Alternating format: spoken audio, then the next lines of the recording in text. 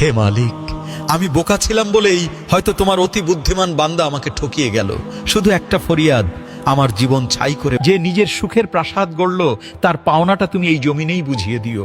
সে যেন হাড়ে হাড়ে টের পায় তুমি আছো, তুমি বিচারক, তুমিই শ্রেষ্ঠ।